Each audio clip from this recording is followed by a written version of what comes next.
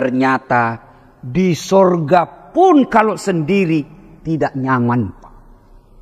Itulah sebabnya Islam menganjurkan kita silul arham, sambungkan persaudaraan.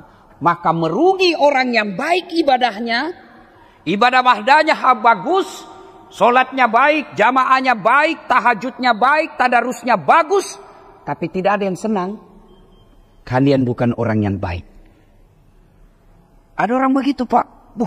Hitam jidatnya, soleh Pak, bagus, tapi sayang, dalam komplek tidak ada yang senang. Depan rumahnya musuh gara-gara parkir. Sebelah kanan rumahnya musuh gara-gara got. Sebelah kirinya musuh gara-gara tanaman. Belakang rumahnya musuh gara-gara sampah. Orang seperti ini kalian bukan orang hebat. Orang hebat itu orang yang banyak manfaatnya buat orang lain.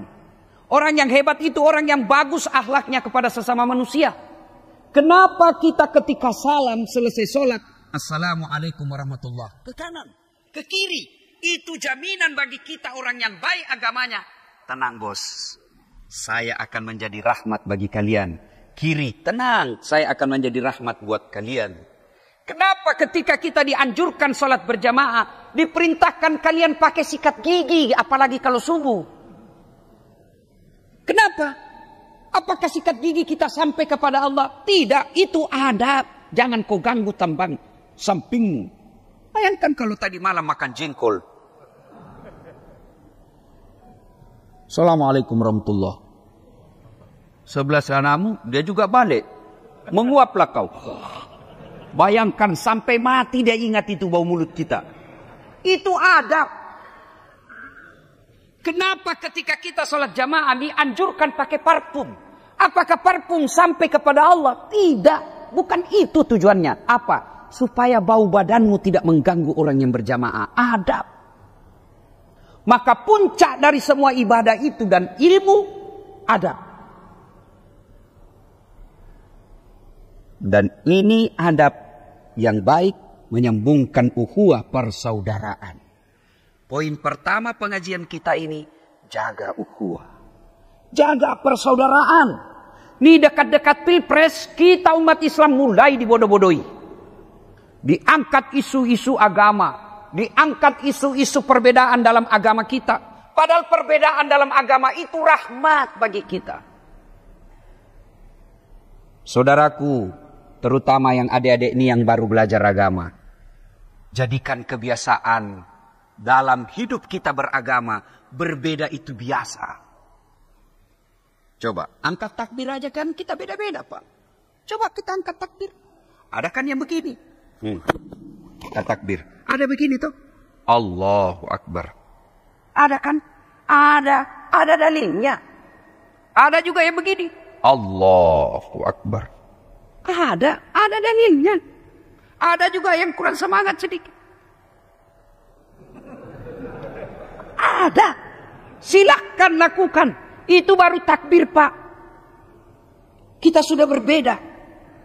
Maka jadikan kebiasaan dalam beragama. Berbeda itu rahmat. Ini sekarang. Beda sedikit saja. Tidak mau jamaah bareng. Lain pendapatnya itu.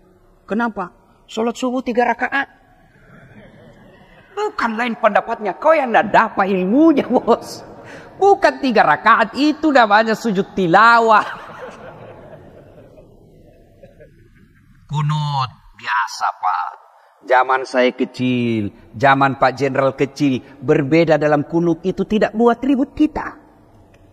Kita sholat subuh. Tiba-tiba di samping kita tidak kunut. Tidak pernah ribut. Dia kunut paling dalam hati kita. Oh. Muhammadiyah. Selesai. Pengajian kita kali ini, ayo pulang. Bawa perbedaan adalah kebiasaan dalam hidup kita.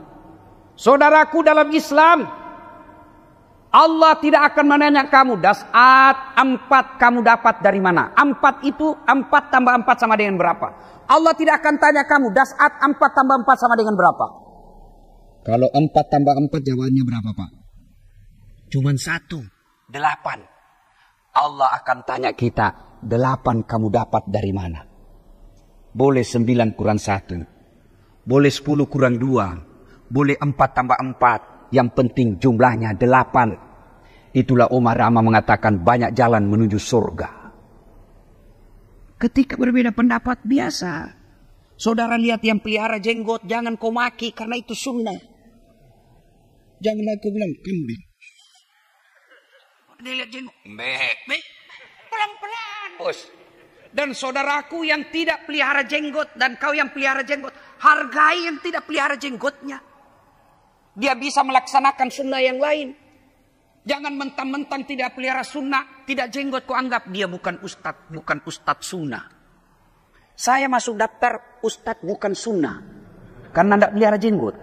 Saya tanya, kenapa kau tuduh saya ustadz? Itu ada di Facebook saya, Pak. Ribut. Kenapa kau tuduh saya tidak pelihara sunnah? Dia bilang buktinya kau tidak pelihara jenggot. Ya mau dia apa kalau tidak mau tumbuh? Sudah.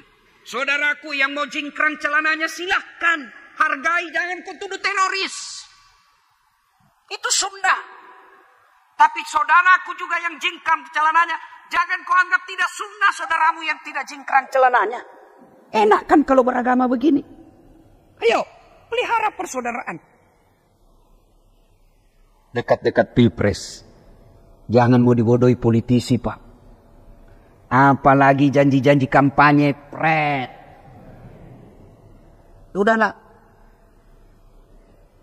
Nanti siapapun calon kita sama-sama umat Islam. Secara umum, secara khusus, kita bangsa Indonesia diikat sila ketiga persatuan Indonesia. Bersatu itu tidak mesti seragam. Bersatu itu adalah saling menghargai perbedaan. Itulah makna persatuan. Gigi aja kita tidak bersatu, Pak. Coba periksa giginya, Pak. Bayangkan kalau satu seragam kita punya gigi. Gimana cara kita makan? Apa tahu ini kan gigi, ini kan beda-beda, Pak.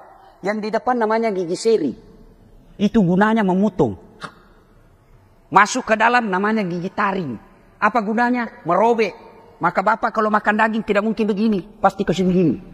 Karena kalau begini keluar gigimu. Yang ketiga namanya gigi geraham. Menghancurkan. Dia agak besar di dalam dia, Pak. Bayangkan kalau gigi kita seragam, Pak. Semua gigi geraham. Gimana caranya kita makan, Pak? Sayur. Repot toh.